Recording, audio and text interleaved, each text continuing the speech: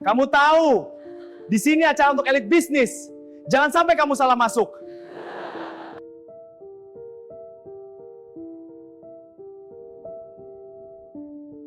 Pernahkah kamu dipandang rendah hanya karena penampilanmu sederhana?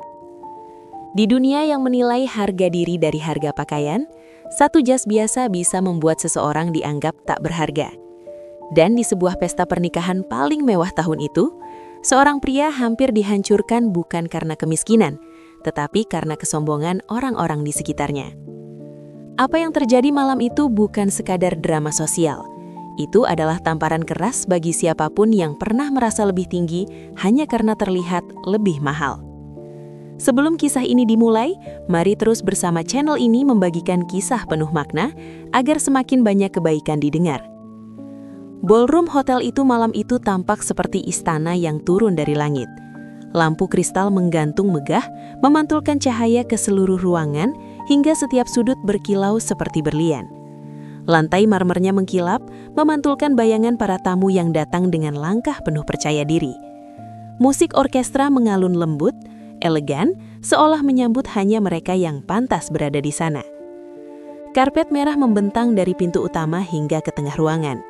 Di kanan kiri, papan bunga raksasa berjajar dengan nama-nama besar. Direksi perusahaan ternama, pejabat tinggi, pemilik jaringan bisnis nasional. Setiap papan bunga bukan sekadar ucapan selamat, melainkan penegasan status. Para tamu berdatangan dengan mobil-mobil mewah. Gaun-gaun rancangan desainer ternama menyapu lantai. Jas dengan potongan sempurna membalut tubuh-tubuh yang terbiasa duduk di kursi kekuasaan. Jam tangan mahal berkilau di pergelangan tangan, seolah waktu pun tunduk pada mereka. Di atas pelaminan, dekorasi bunga putih dan emas dirangkai sempurna. Aroma mawar dan lili memenuhi udara, berpadu dengan wangi parfum mahal yang dipakai para undangan. Kamera wartawan dan fotografer profesional sesekali menyala, menangkap momen yang akan menghiasi media sosial keesokan harinya. Semua terlihat sempurna. Semuanya tampak mahal. Semuanya tampak berkelas. Lalu pintu ballroom kembali terbuka. Seorang pria melangkah masuk. Tidak ada sorot lampu yang mengarah padanya. Tidak ada kamera yang berputar, tidak ada petugas yang tergesa menyambut. Namanya Viko. Ia mengenakan jas abu-abu tua yang sederhana. Potongannya rapi, namun jelas bukan keluaran butik mahal. Sepatunya hitam polos, bersih namun tanpa kilap berlebihan. Rambutnya tersisir rapi, wajahnya tenang, tanpa rasa kagum berlebihan pada kemewahan yang terpampang di hadapannya. Ia datang sendirian, tanpa rombongan, tanpa ajudan, tanpa kartu nama yang sengaja dipamerkan. Langkahnya pelan, terukur, ia mengamati ruangan dengan mata yang tidak silau oleh lampu kristal, tidak terpesona oleh kilauan perhiasan. Pandangannya bukan pandangan orang yang merasa kecil, tapi juga bukan pandangan orang yang ingin terlihat besar, hanya tenang. Namun di ruangan seperti itu, ketenangan sering disalahartikan sebagai ketidakmampuan. Beberapa pasang mata mulai memperhatikannya, bukan karena kagum, melainkan karena heran. Siapa itu?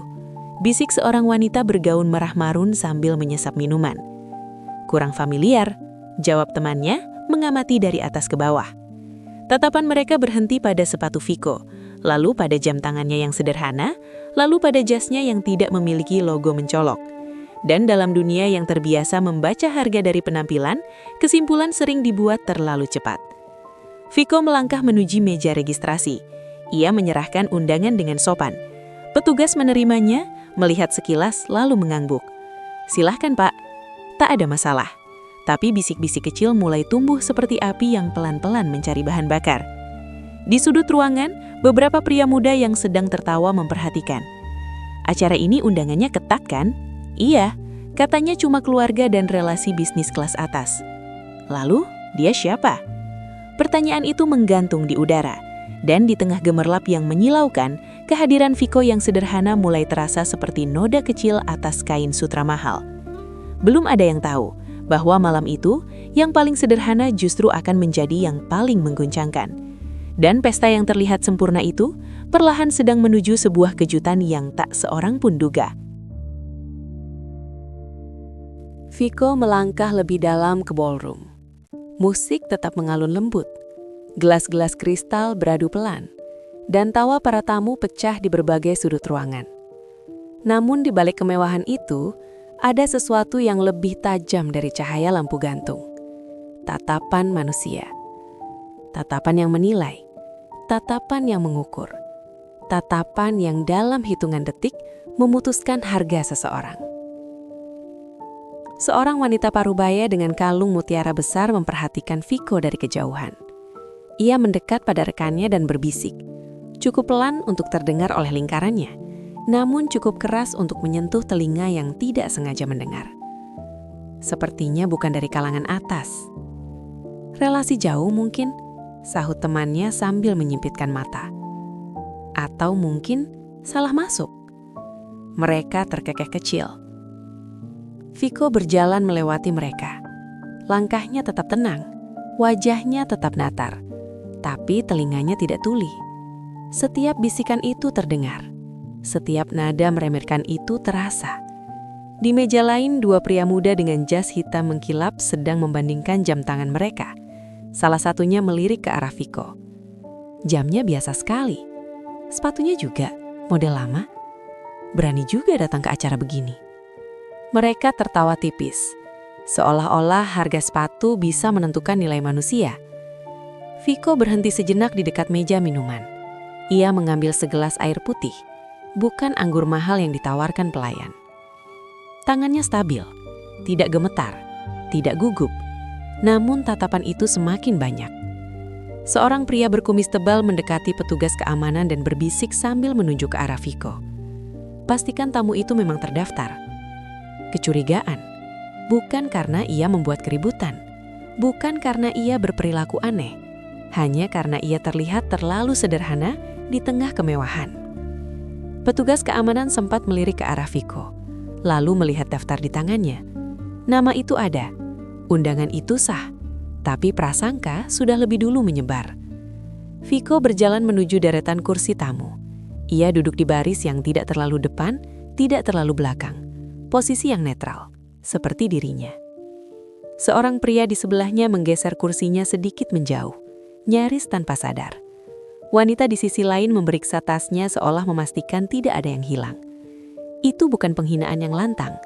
Itu penghinaan yang lebih halus, yang dilakukan dengan senyum tipis dan sopan santun palsu, yang tidak pernah diucapkan terang-terangan, tapi terasa jelas. Viko menatap pelaminan dari kejauhan. Wajahnya lembut. Matanya memancarkan sesuatu yang berbeda dari para tamu lain. Bukan kekaguman pada dekorasi, bukan rasa iri pada kemewahan, melainkan kenangan. Seakan-akan tempat itu bukan asing baginya. Seakan-akan ia datang bukan untuk pamer, bukan untuk mencari koneksi, bukan untuk dilihat. Ia datang untuk satu alasan yang jauh lebih dalam. Namun orang-orang di ruangan itu tidak melihat kedalaman.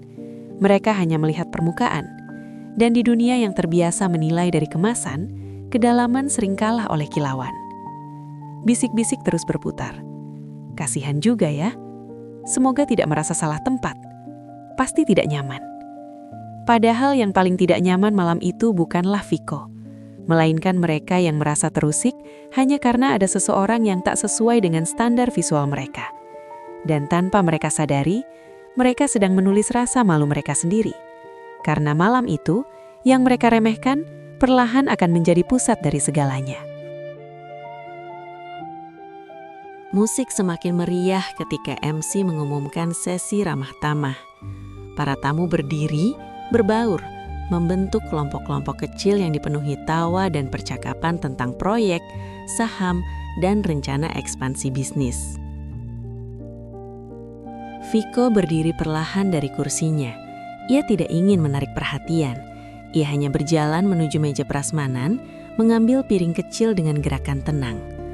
Aroma makanan mahal memenuhi udara, steak impor, hidangan laut premium, dessert dengan hiasan emas tipis yang bisa dimakan.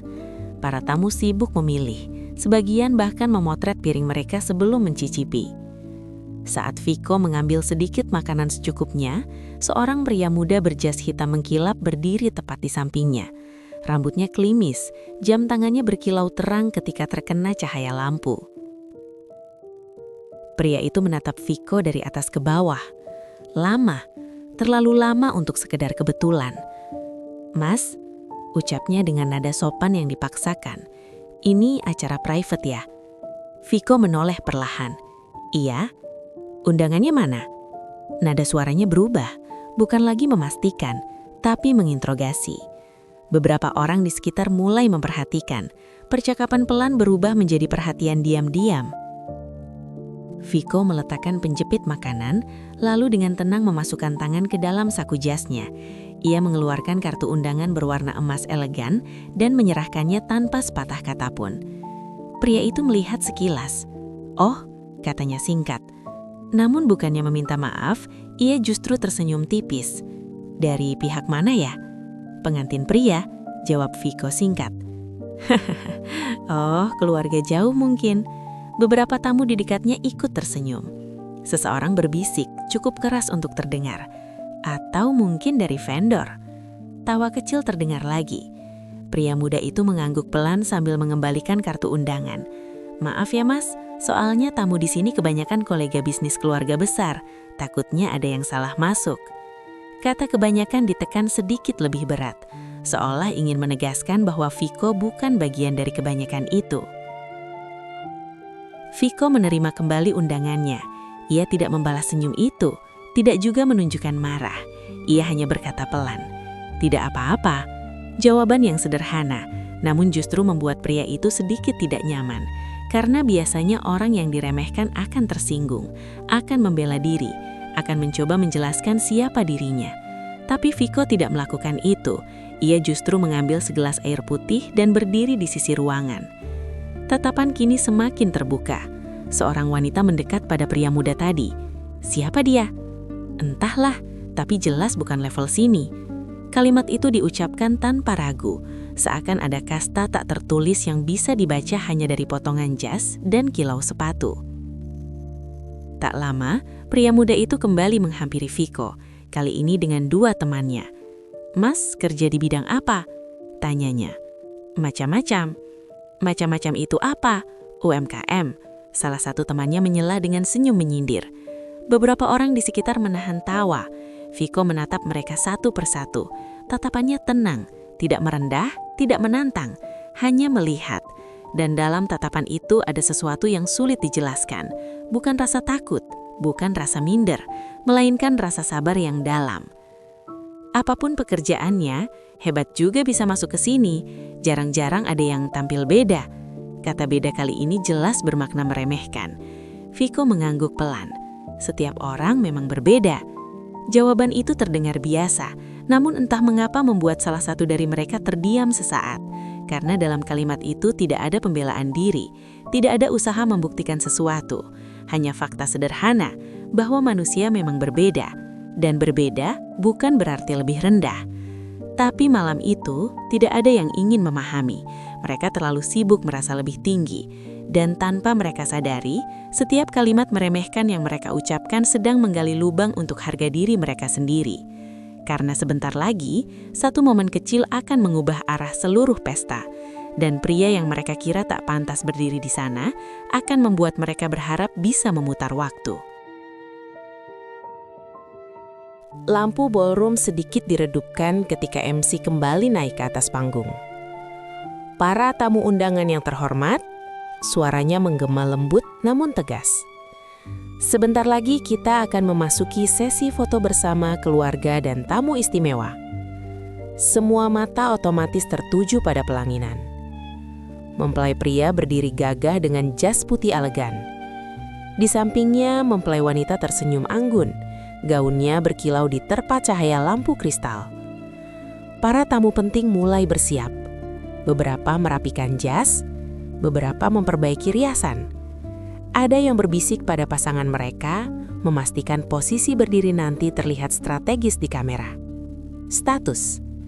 Di acara seperti itu, bahkan posisi berdiri pun memiliki arti. Viko berdiri di sisi ruangan, tetap memegang gelas air putihnya. Ia tidak bergerak mendekat, tidak pula mencoba mencuri perhatian. Tatapannya tertuju pada mempelai pria, dan di wajahnya ada kebanggaan yang tulus. Tiba-tiba, di tengah persiapan foto, Mempelai pria seperti menangkap sesuatu dari sudut matanya. Ia berhenti tersenyum. Matanya menyapu ruangan. Lalu berhenti di satu titik, di tempat Viko berdiri. Ekspresinya berubah. Bukan terkejut, bukan bingung, tapi haru. Tanpa berkata apapun pada MC, tanpa memberi aba-aba, mempelai pria turun dari pelaminan. Para tamu terdiam, heran. "Ada apa?" bisik seseorang. Mempelai wanita terlihat sedikit kebingungan, namun ia tetap tersenyum mengikuti arah pandang suaminya. Langkah mempelai pria semakin cepat. Lalu ia berlari. Ya, berlari. Di antara tamu-tamu berjas mahal dan gaun gemerlap, ia berlari menuju satu orang, menuju Viko. Suasana ballroom yang tadi riuh mendadak hening. Beberapa kamera wartawan spontan mengikuti gerakannya. Pria muda yang tadi menghina Viko mengerutkan dahi. Dia mau kemana? Dan dalam hitungan detik, jawaban itu terungkap. Mempelai pria berhenti tepat di depan Viko. Tanpa ragu, tanpa canggung. Ia memeluk Viko erat, sangat erat. Seperti seorang anak yang akhirnya bertemu seseorang yang selama ini ia rindukan. "Bang!" Suaranya terdengar bergetar di mikrofon kecil yang masih menempel di jasnya. "Bang benar-benar datang." Kata itu terdengar jelas di seluruh ruangan. Bang, bukan Pak, bukan Om, bukan sapaan formal yang berjarak. Itu sapaan penuh hormat dan kedekatan. Viko tersenyum tipis. Tangannya menepuk punggung mempelai pria pelan. "Tentu saja saya datang," jawabnya lembut. Dan kalimat sederhana itu, entah mengapa terasa jauh lebih berharga daripada semua dekorasi emas di ruangan itu. Para tamu saling pandang. Wanita berkalung mutiara tadi menelan ludah. Pria muda berjas hitam mengkilap yang tadi mencibil, kini terlihat kaku. Mereka baru menyadari sesuatu. Orang yang barusan mereka perlakukan seperti tamu tak penting, dipanggil dengan penuh hormat oleh pengantin pria. Bahkan dipeluk di depan semua orang. Mempelai pria kemudian menggenggam tangan Viko dan tanpa meminta izin siapapun, menggandengnya naik ke pelaminan. Langkah mereka pelan, tapi terasa berat bagi sebagian tamu. Karena setiap langkah itu seperti mengetuk kesadaran yang tadi mereka abaikan. Ketika Viko berdiri di atas pelaminan, di samping kedua mempelai, kontras itu terlihat jelas. Jasnya memang sederhana, sepatunya memang biasa. Tapi cara ia berdiri, tenang, tegap, tidak canggung sedikit pun, seolah ia memang pantas berada di sana. MC terlihat sedikit bingung, namun mempelai pria mengambil mikrofon lebih dulu. "Maaf," katanya, suaranya kini stabil tapi syarat emosi. "Sebelum sesi foto dimulai, ada satu orang yang harus saya hormati lebih dulu." Ruangan kembali sunyi. Beberapa tamu yang tadi tersenyum sinis kini mulai merasa jantungnya berdetak lebih cepat. Karena perlahan mereka sadar, malam ini mungkin bukan tentang siapa yang paling mahal, tapi tentang siapa yang paling berarti. Dan mereka mungkin baru saja meremehkan orang yang paling berarti di ruangan itu. Ballroom itu kini tidak lagi dipenuhi suara tawa ringan dan dentingan gelas. Yang tersisa hanyalah keheningan yang menggantung, tebal, canggung, menekan. Ratusan pasang mata tertuju pada satu titik, Viko. Ia berdiri di atas pelaminan, sejajar dengan kedua mempelai. Bukan sebagai tamu biasa, bukan sebagai figuran, tapi sebagai seseorang yang kehadirannya diakui secara terbuka. Mempelai pria menggenggam mikrofon dengan tangan yang sedikit bergetar. Ia menarik nafas panjang, berusaha menahan emosi yang terlihat jelas di wajahnya. "Saya tahu, banyak dari Anda mungkin bertanya-tanya siapa beliau." Ia menoleh ke arah Viko, matanya memerah menahan haru. "Beliau bukan pejabat, bukan pemilik media, bukan selebriti." Beberapa tamu mulai saling pandang. Kalimat itu terdengar seperti pengantar. Pengantar menuju sesuatu yang besar. "Beliau," lanjutnya, "adalah orang yang mengubah hidup saya." Kalimat itu menghantam ruangan lebih keras dari tepuk tangan manapun. Pria muda berjas hitam yang tadi menghina Viko kini berdiri kaku. Senyum percaya dirinya menghilang. Ia mencoba membaca situasi, mencoba memahami posisi sebenarnya orang yang baru saja ia remehkan.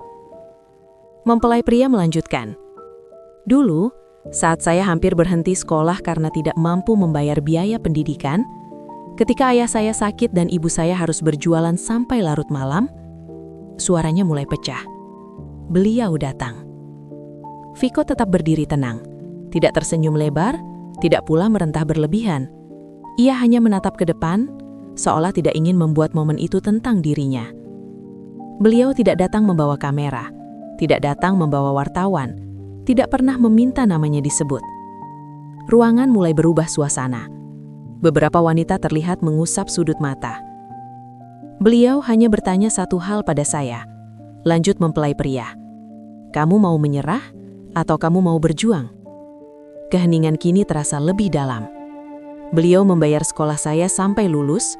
Beliau membiayai kuliah saya.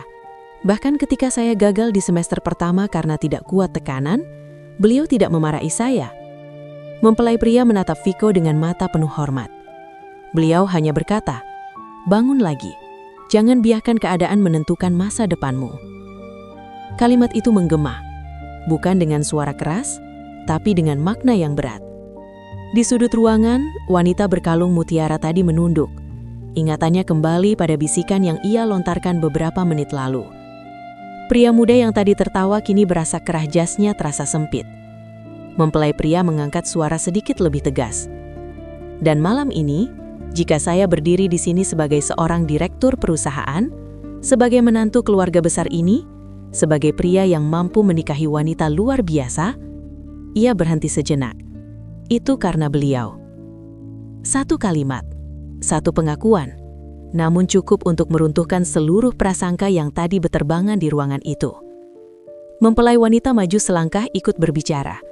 "Saya sering mendengar nama Bang Viko dari suami saya, tapi baru malam ini saya bisa melihat langsung orang yang selama ini disebutnya sebagai pahlawan tanpa tanda jasa." Ia tersenyum tulus pada Viko. Dan senyum itu berbeda dari senyum-senyum sosial yang tadi beredar di ballroom.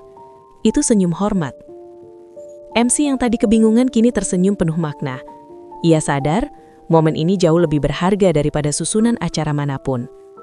Mempelai pria kembali berbicara.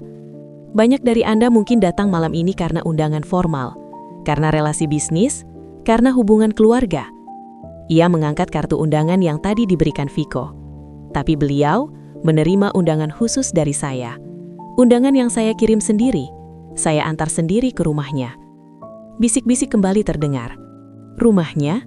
Bukan kantor mewah, bukan gedung pencakar langit. Mempelai pria melanjutkan dengan suara tegas. Beliau selalu hidup sederhana. Itu pilihannya. Bukan karena tidak mampu, tapi karena beliau percaya nilai manusia tidak diukur dari apa yang ia pakai. Kalimat itu seperti menampar banyak wajah sekaligus. Beberapa tamu mulai menghindari tatapan satu sama lain, karena mereka tahu mereka baru saja mengukur seseorang dari apa yang ia pakai. Viko akhirnya mengangkat mikrofon perlahan. "Terima kasih," ucapnya singkat. Hanya 2 kata, namun seluruh ruangan kembali sunyi. Ia tidak memanfaatkan momen itu untuk membanggakan diri, tidak pula menyindir siapapun. Sikapnya justru membuat sebagian orang merasa semakin kecil. Karena kadang, kebesaran seseorang justru terlihat dari betapa sedikit ia berbicara tentang dirinya sendiri. Dan malam itu, pesta yang awalnya tentang kemewahan, perlahan berubah menjadi panggung pembelajaran. Bahwa undangan paling berharga bukanlah yang dicetak dengan tinta emas, melainkan undangan yang lahir dari rasa terima kasih dan ketulusan. Lampu ballroom meredup perlahan. MC memberi isyarat kepada tim multimedia. Layar LED raksasa di belakang pelaminan menyala. Awalnya hanya foto sederhana. Sebuah gang sempit dengan rumah-rumah berdinding kayu. Catnya mengelupas. Atapnya sebagian ditutup terpal biru. Beberapa tamu saling pandang. Itu jelas bukan lingkungan elit. Foto berikutnya muncul. Seorang remaja kurus mengenakan seragam sekolah yang sudah sedikit kependekan di pergelangan tangan. Ia berdiri di depan bengkel kecil. Wajahnya penuh debu, namun matanya menyala. Beberapa tamu mulai menyadari, itu mempelai pria, versi masa lalu. Suasana ruangan berubah drastis. Tidak ada lagi senyum basa-basi. Tidak ada lagi bisikan tentang harga gaun dan jam tangan. Yang terdengar hanya suara napas pelan. Foto berganti. Remaja itu duduk di trotoar sambil membuka buku pelajaran. Sementara di sampingnya sepeda motor tua terparkir. Cahaya lampu jalan menjadi penerang satu-satunya. Lalu foto berikutnya. Seorang pria dewasa berdiri di belakang remaja itu. Tangannya menepuk bahu si anak dengan penuh dukungan. Pria itu memakai kemeja sederhana. Wajahnya lebih muda. Namun jelas itu Viko. Beberapa tamu refleks menoleh ke arah Viko yang kini berdiri di pelaminan. Kontras antara foto dan kenyataan membuat banyak hati mulai terasa berat. Mempelai pria mengambil alih suara. Ini 15 tahun lalu. Suaranya stabil, namun emosinya terasa. Saat itu saya hampir berhenti sekolah. Ayah saya hanya tukang parkir. Ibu saya berjualan gorengan. Hutang menumpuk. Foto berikutnya menunjukkan lembaran raport dengan tulisan belum melunasi biaya pendidikan. Waktu itu saya merasa dunia tidak adil. Lanjutnya, saya marah pada keadaan. Saya iri melihat teman-teman yang bisa les, bisa punya laptop. Ruangan semakin sunyi. Suatu sore saya bertemu beliau di bengkel tempat saya bekerja paruh waktu. Foto memperlihatkan bengkel kecil dengan papan nama seadanya. Beliau datang memperbaiki mobilnya, tapi bukan mobil mewah, mobil tua. Beberapa tamu mulai tertegun. Mobil tua?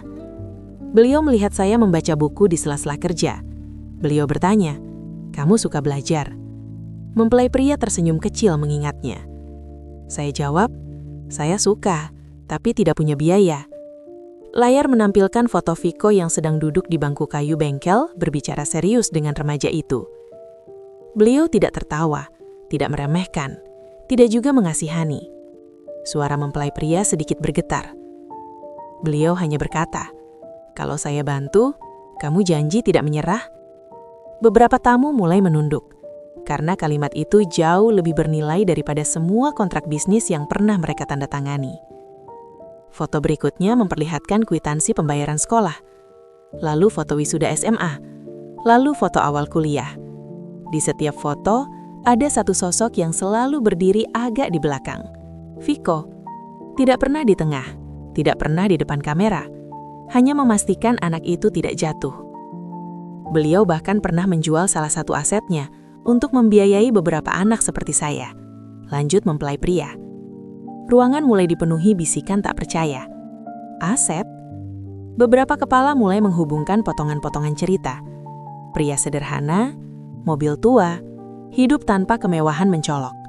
Bukan karena tidak mampu, tapi karena memilih untuk memberi. Mempelai pria menatap tamu satu persatu.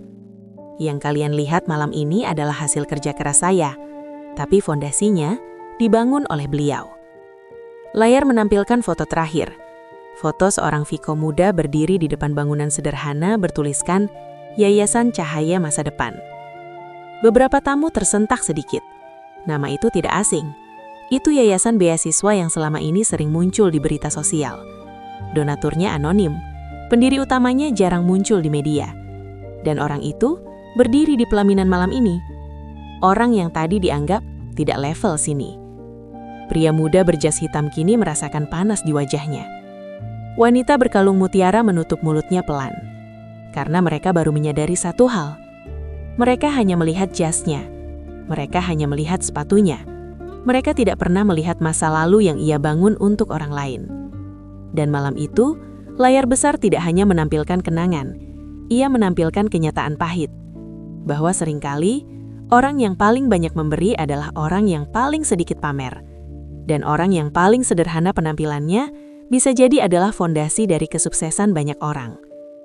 Sementara di tengah keheningan itu, Viko tetap berdiri tenang. Seolah semua itu bukan sesuatu yang layak dibanggakan. Karena baginya, membantu bukanlah prestasi. Itu hanya tanggung jawab kemanusiaan. Ballroom itu kini tidak lagi terasa seperti panggung kemewahan. Ia berubah menjadi ruang perenungan. Layar telah padam, tetapi dampaknya masih menyala di dada setiap orang. Bisik-bisik kembali muncul.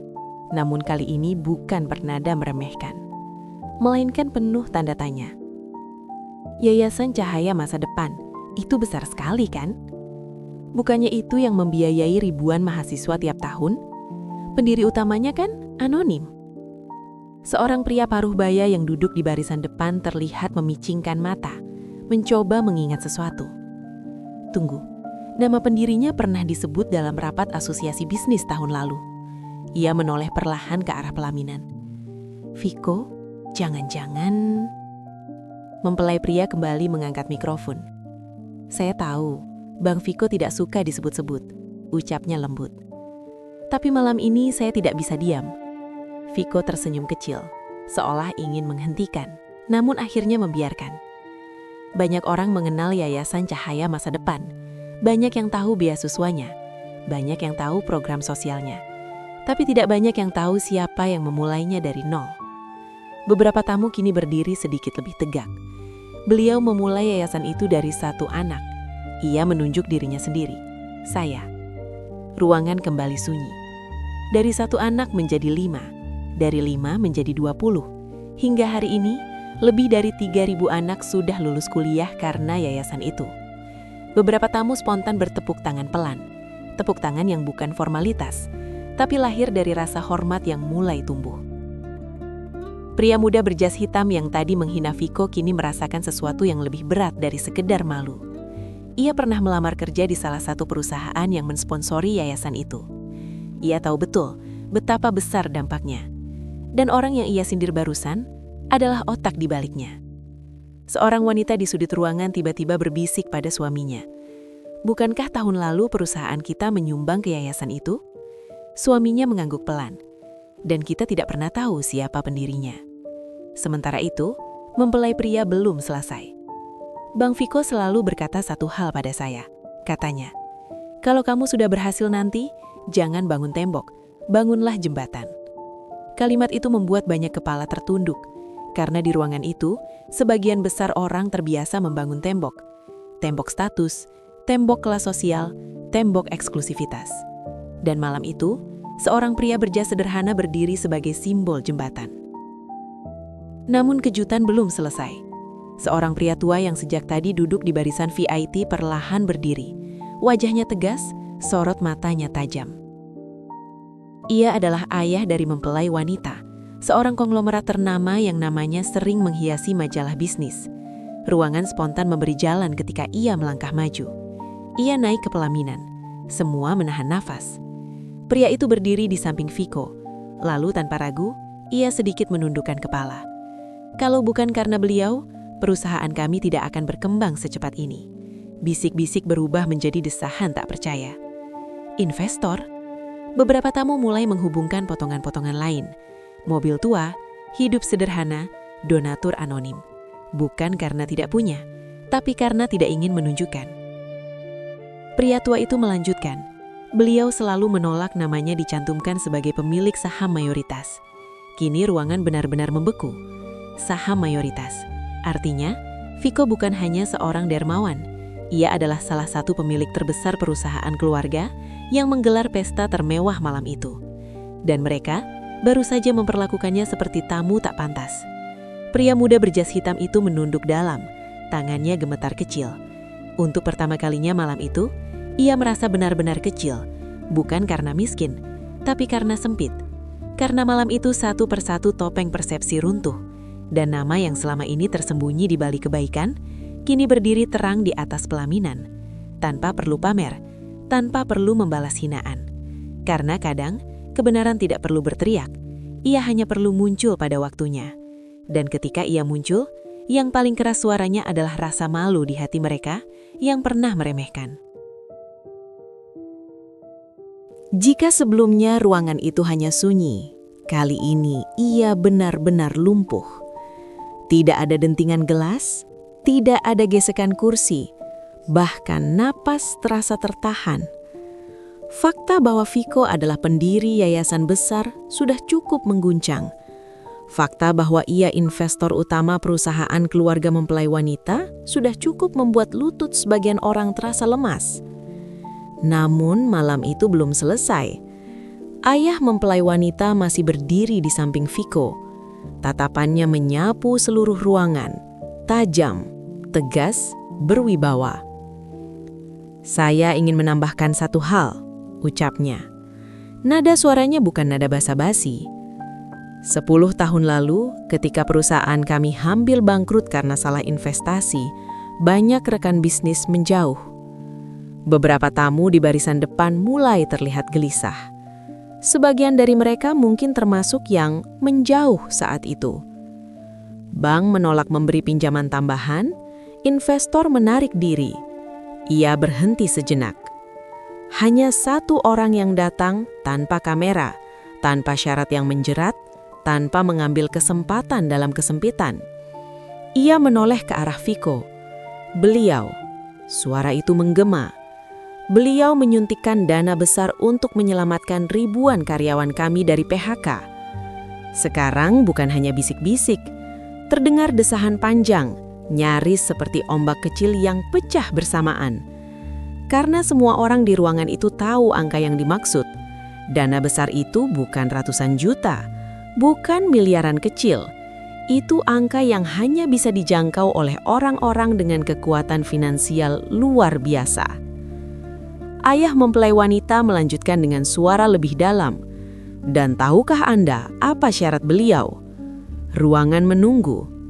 Tidak ada namanya dicantumkan sebagai penyelamat, tidak ada konferensi pers, tidak ada panggung kehormatan. Ia menatap tamu satu persatu. Beliau hanya berkata, "Pastikan tidak ada karyawan yang kehilangan pekerjaan." Kalimat itu seperti palu godam yang menghantam kesombongan. Di ruangan yang penuh orang-orang berstatus tinggi, ternyata yang paling tinggi justru yang paling rendah hati.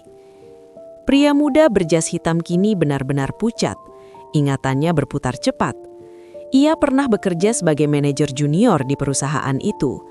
Ia pernah bangga bertahan saat krisis. Ia tidak pernah tahu siapa yang sebenarnya menyelamatkan tempat kerjanya. Dan tadi, ia menyindir orang itu. Tangannya mengekal. Rasa malu bukan lagi sekedar perasaan. Ia berubah menjadi beban yang menekan dada. Sementara itu, salah satu wartawan bisnis yang hadir mulai berbisik pada rekannya. Kalau ini benar, berarti dia salah satu pemegang saham terbesar di beberapa sektor. Rekannya mengangguk pelan. Nama Viko mulai disusun dalam ingatan mereka. Potongan-potongan berita lama, rumor tentang investor misterius, dermawan anonim, semua mengarah pada satu sosok yang berdiri sederhana di pelaminan. Namun ledakan terbesar belum terjadi. Ayah mempelai wanita mengeluarkan satu kalimat terakhir. Dan mulai bulan depan, beliau resmi menjadi pemilik saham pengendali perusahaan grup kami. Ballroom seperti tersambar petir. Beberapa tamu refleks berdiri. Beberapa menjatuhkan gelas mereka. Pemilik saham pengendali, artinya keputusan terbesar perusahaan itu berada di tangan Viko. Artinya, banyak orang di ruangan itu secara tidak langsung berada di bawah pengaruhnya. Dan mereka baru saja menilai dia dari sepatu. Satu persatu wajah berubah warna. Wanita berkalung mutiara yang tadi berbisik kini menutup wajahnya dengan kipas kecil. Seorang pria yang tadi mencibir mencoba menampakkan senyum kaku, berharap tatapannya tidak tertangkap. Karena kini semua sadar, orang yang mereka anggap tidak level adalah level tertinggi di ruangan itu. Namun yang paling memukul bukanlah statusnya, bukan jumlah sahamnya, bukan kekayaannya, melainkan fakta bahwa sejak awal ia tidak pernah menunjukkan semua itu. Viko berdiri dengan wajah tetap tenang, tidak ada senyum kemenangan, tidak ada sorot puas. Ia justru terlihat sama seperti saat pertama masuk, sederhana, diam, tenang. Dan di tengah keheningan yang retak oleh rasa malu, ia akhirnya berbicara pelan. "Saya tidak pernah datang ke sini untuk dihormati." Suara itu lembut tapi jelas terdengar. "Saya datang karena saya menyayangi anak ini seperti adik sendiri." Ia menepuk bahu mempelai pria. "Dan saya percaya, nilai seseorang tidak pernah ditentukan oleh apa yang ia kenakan." Kalimat itu bukan sindiran, bukan kemarahan, Tapi justru karena diucapkan tanpa amarah, ia terasa jauh lebih menampar. Karena malam itu, semua orang melihat dengan jelas, kesombongan bisa hancur dalam satu pengungkapan, dan harga diri sejati tidak pernah membutuhkan panggung untuk membuktikan dirinya. Setelah ledakan pengungkapan itu, suasana ballroom tak lagi sama. Musik memang kembali diputar. Lampu kristal tetap berkilau. MC mencoba mengembalikan ritme acara. Namun ada sesuatu yang tidak bisa dipoles kembali. Harga diri yang baru saja ditelanjangi. Orang-orang mulai mendekati pelaminan. Bukan lagi dengan tatapan mengukur, melainkan dengan langkah hati-hati. Beberapa ingin bersalaman, beberapa ingin sekadar tersenyum hormat, beberapa ingin memperbaiki kesalahan. Di antara kerumunan itu, pria muda berjas hitam berdiri terpaku. Wajahnya tak lagi penuh percaya diri. Jam mahal di pergelangan tangannya kini terasa seperti ironi. Ia menatap Viko dari kejauhan. Pria sederhana yang tadi ia sindir sebagai tidak level sini. Tangannya gemetar kecil. Butuh waktu beberapa menit sebelum akhirnya ia memberanikan diri melangkah maju. Setiap langkah terasa berat. Bukan karena jarak, tapi karena ego yang harus ia turunkan. Ia berdiri di depan Viko. Untuk pertama kalinya malam itu, ia tidak menatap dari atas ke bawah. Ia menunduk. "Pak, saya..." Kata-katanya tersangkut di tenggorokan. Beberapa tamu di sekitarnya berhenti berbicara. Mereka tahu, ini bukan sekedar percakapan biasa. Ini adalah momen pengakuan. "Saya minta maaf," lanjutnya akhirnya. "Saya sudah bersikap tidak sopan." Suara itu pelan, tidak lagi penuh nada meremehkan, tidak lagi menyindir, murni rasa malu. Viko menatapnya. Tatapannya tidak tajam, tidak menghakimi, justru tenang. "Untuk apa?" tanya Viko lembut. Pertanyaan itu membuat pria muda itu semakin gugup. Saya menilai Bapak dari penampilan. Saya meremehkan." Keheningan kecil tercipta. Semua orang menunggu respons. Viko menyeringi sedikit. "Tidak apa-apa." Jawaban yang sama seperti sebelumnya. Namun kali ini terasa jauh lebih dalam. Pria muda itu tertegun. Ia mungkin berharap dimarahi atau ditegur keras. Karena kadang dimarahi lebih mudah diterima daripada dimaafkan. Namun Viko tidak memberinya kemewahan itu. "Saya sudah biasa dinilai dari luar," jawab Viko tenang. "Yang penting, jangan biasakan diri menilai orang seperti itu." Kalimat itu sederhana, tapi terasa seperti cermin besar yang dipasang tepat di depan wajahnya. Pria muda itu menelan ludah. Matanya memerah, bukan karena ditampar, melainkan karena disadarkan. Di sudut ruangan, wanita berkalung mutiara tadi juga mendekat. Ia tampak lebih tua dari beberapa menit yang lalu. "Saya juga mohon maaf," ucapnya pelan. Viko mengangguk hormat. "Semoga setelah malam ini," katanya lembut, "kita lebih hati-hati dalam memandang seseorang." Tidak ada sindiran, tidak ada nada tinggi. Justru ketenangan itulah yang membuat rasa malu semakin dalam. Karena Viko tidak membalas dengan kesombongan. Ia tidak mengungkit kekayaannya, tidak menyebut jabatan, tidak memamerkan saham. Ia tetap menjadi dirinya yang sederhana. Dan justru itulah yang membuat banyak orang merasa kecil. Beberapa tamu lain ikut mendekat mencoba memperkenalkan diri kembali. Nada bicara mereka berubah drastis. Yang tadi memandang dari jauh, kini berdiri dengan sikap hormat. Ironis. Status yang sama, orang yang sama, hanya informasi yang berbeda. Dan perlakuan pun berubah total. Mempelai pria yang melihat itu mendekat pada Viko dan berbisik pelan. "Bang, saya takut mereka hanya berubah karena tahu siapa abang." Viko menjeringis sedikit. "Tidak apa-apa," jawabnya. "Setidaknya mereka belajar." Ia menatap kerumunan tamu. Malu itu tidak selalu buruk. Kadang itu awal dari perubahan. Kalimat itu membuat mempelai pria terdiam. Karena malam ini bukan hanya tentang membuka identitas. Ini tentang membuka hati. Pria muda berjas hitam itu masih berdiri beberapa langkah dari Viko. ia terlihat berpikir keras. Bukan tentang jabatan, bukan tentang saham, tapi tentang dirinya sendiri. Tentang bagaimana ia terbiasa mengukur orang dari jam tangan dan sepatu. Tentang bagaimana ia merasa lebih tinggi hanya karena terlihat lebih mahal. Dan malam itu, tanpa dimarahi, tanpa dihukum, ia merasa ditelanjangi oleh kenyataan bahwa kekayaan terbesar bukanlah angka di rekening, melainkan kerendahan hati. Dan di tengah pesta mewah yang kembali dipenuhi musik, ada satu pelajaran yang jauh lebih mahal dari semua dekorasi di ruangan itu. Meminta maaf memang butuh keberanian, tapi mengubah cara pandang membutuhkan kebesaran hati. Dan Viko, tanpa mengangkat suara, baru saja mengajarkan keduanya. Setelah gelombang permintaan maaf itu, suasana pesta perlahan kembali bergerak. Musik dimainkan lagi, para tamu kembali duduk. Namun tak ada lagi percakapan ringan tentang harga saham atau proyek baru. Yang ada hanya percakapan dalam hati masing-masing. Viko berdiri di sisi pelaminan, hendak turun dengan tenang seperti ia datang.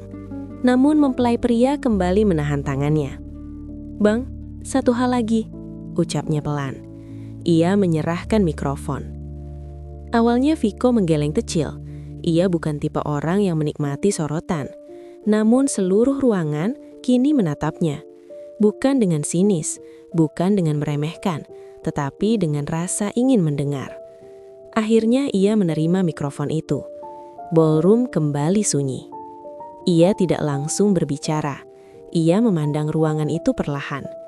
Wajah-wajah yang tadi mengukur dirinya dari sepatu, kini menunggu kalimat dari bibirnya.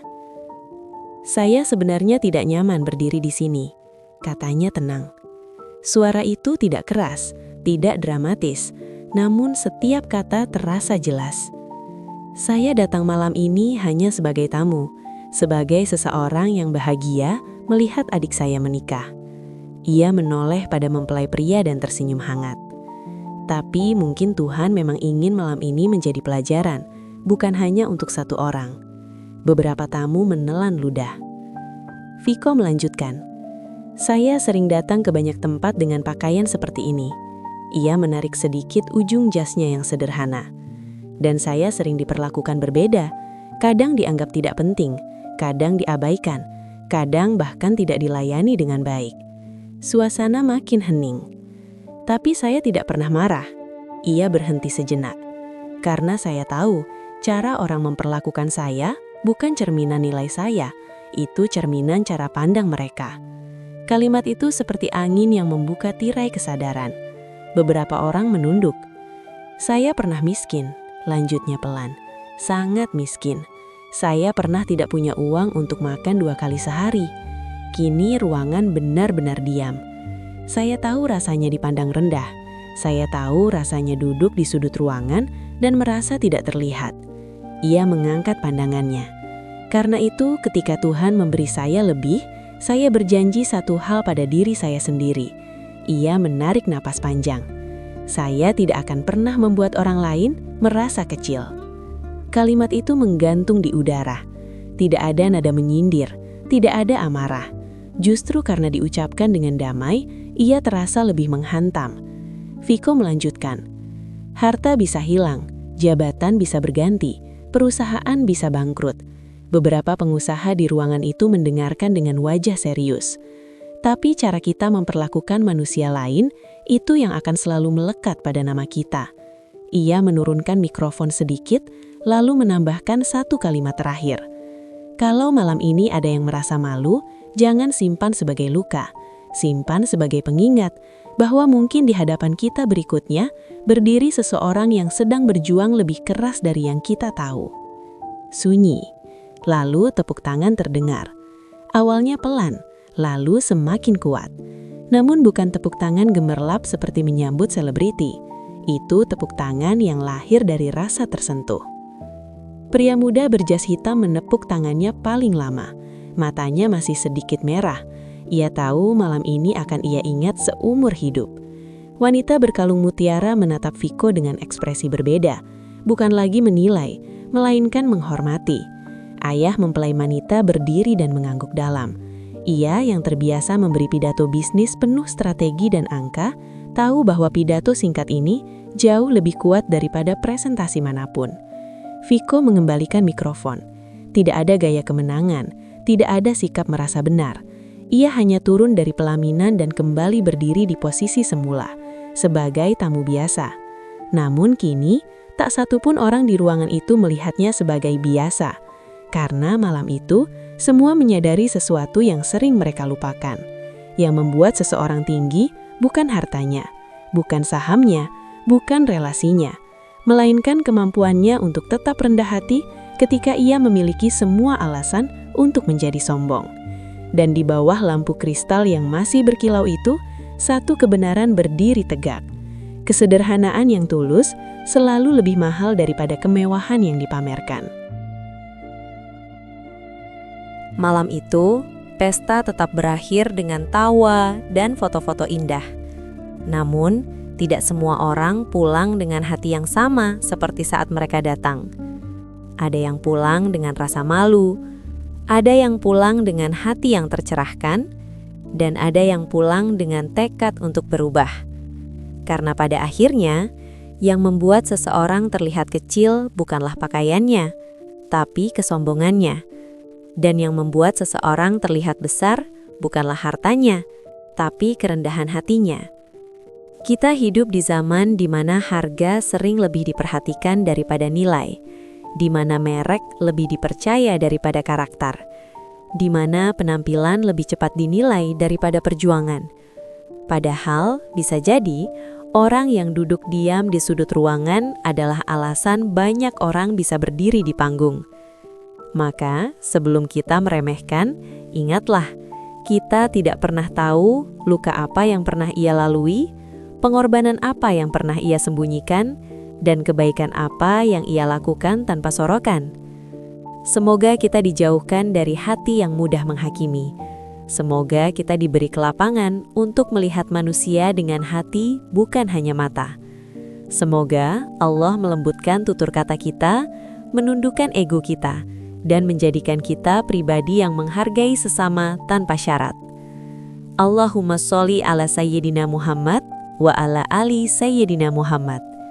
Ya Allah, jadikan kami hamba yang tidak menilai dari rupa, tidak mengukur dari harta, dan tidak meninggikan diri di atas sesama.